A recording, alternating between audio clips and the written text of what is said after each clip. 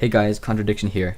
In this video I'm going to be sharing my impressions about TankiX. I've had access to the game for a little over a month, so I've had a lot of time to look it over and decide what I think.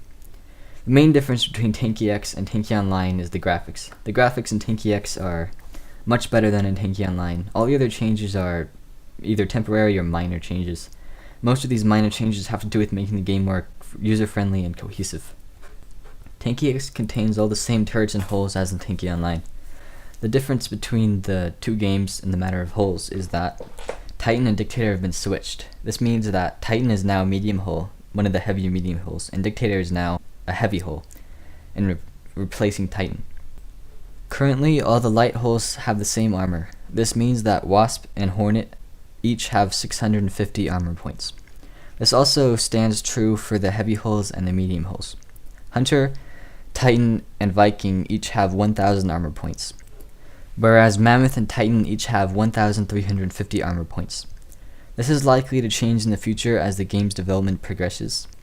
Interestingly, each hull has a different speed value. This means that Viking is the fastest of the medium hulls, but all other medium hulls have the same health.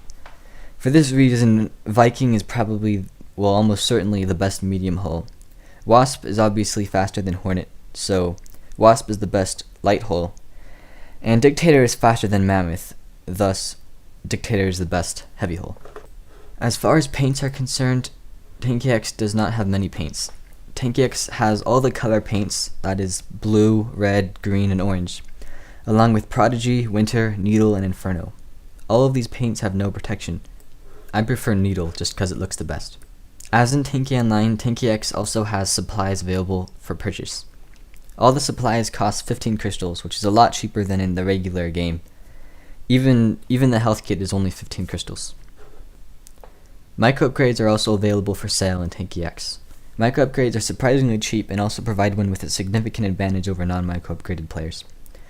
For this reason, many players choose to micro upgrade their equipment, including myself.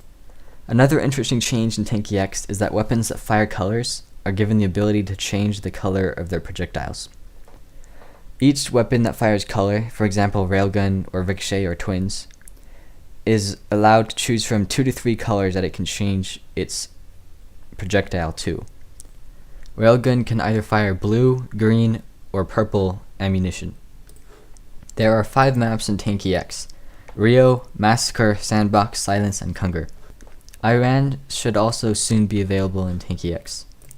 It is not possible to create maps. All the maps are pre-created with all the various settings available currently in the game. For each item of equipment, there are 50 levels of micro upgrades. Each battle only allows 10 levels of micro upgrade to play against each other. This serves as a sort of balance to the game. However, there is still no auto balance, which means that any player can join any side of a match, regardless of how many players are on the opposing team. Because of this, it makes battles very unbalanced at times. In the past, the weapons have been very unbalanced. Isida and Thunder could decimate almost any other weapon with little to no effort. However, because of recent updates, the game has become a lot more balanced, although it is still lacking in some areas. The physics in TankiX are very similar to those in Tanki Online, however there are some important changes. In TankiX, everything feels a lot more top-heavy, which means that everything rolls a lot more often. Also, as compared to Tanki Online, everything in TankiX seems to have slower acceleration, although everything seems to have a higher top speed, especially compared to regular M0s in Tanki Online. In the future, we can expect to see M1s, M2s, M3s, and even XTs. As I said earlier, the graphics in TankiX are very advanced, much better than in Tanki Online. Everything feels a lot more realistic. The weapons, you can see the path of the shells as they go through the air. When Freeze and Firebird hit walls, the stream bends around as if they were actually hitting an object rather than going through it, which is what happens in Tanki Online. The drop boxes explode or get smashed when you drive into them, rather than just disappearing like in Tanki Online. They also have a floating symbol instead of a sprayed marker on the ground. When you take a supply, the appearance of your tank changes. When you take a double armor, side plates fold out from your hull. When you take a double damage, orange indicators appear on your turret. When you take a speed boost, plates unfold on the back of your hull, revealing the engine and small orange flames. There is currently no effect for health box, but I hope we see this in the future, as it's impossible to see if someone activates a health box currently.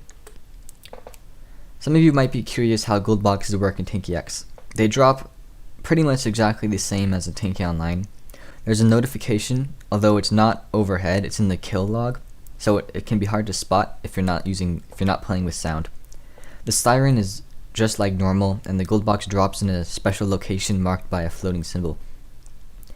They touch the ground at exactly 30 seconds after the notification. They do look different than in Tanki Online, but I like the way they look. Probably the biggest difference between TankiX and Tanki Online in terms of graphics is the lighting. The lighting in TankiX is very advanced, way more advanced than Tanki Online or almost any other game I've ever played. The HUD in TankiX is a lot different than in Tanki Online. It appears that the developers try to make everything as simple as possible. When you are not reloading, the reload bar is not shown. When you are not wounded, the health bar is not shown. Also, items like Battle Fund, Battle Timer, and number of supplies are hidden unless you press the tab key. In deathmatch mode, you can see the score of the highest player in relation to your own score. This is fairly useful in deathmatch. Currently, the TankiX gameplay is nowhere near as engaging as in Tanki Online, although I hope this changes in the future. Open beta should be out in the next few months, hopefully by the coming school year. As for my actual thoughts on the game, I'm not sure what to think. The graphics are better, the game has a lot of promise. I think it could end up being better than Tanki Online, but in its present state, there's a lot of problems, there's a lot of glitches. It's hard to stay connected to the game for longer than 10 minutes without being kicked out. This makes it really hard to collect Battle Fund to stay in a battle until the end. Also, the game feels almost exactly the same as Tanki Online, so I'm not sure what the point would be for me to switch from Tanki Online to TankiX if I have to start all over again. But we'll see how the final game turns out. I definitely do like TankiX. It's really interesting to play, and I've been playing it a lot more than the actual game Tanki Online recently. I know a lot of people who haven't been invited to the closed testing are really anxious to get in. Well, I've heard this from many closed testers before I joined and I didn't believe them, but really, the game is not very interesting. Once you get access, you won't want to play it a lot. You really aren't missing very much if you don't have access. With that, I hope you enjoyed this video. In the future, I hope we see many improvements to TankiX. Anyways, bye, and stay tuned for more videos like this.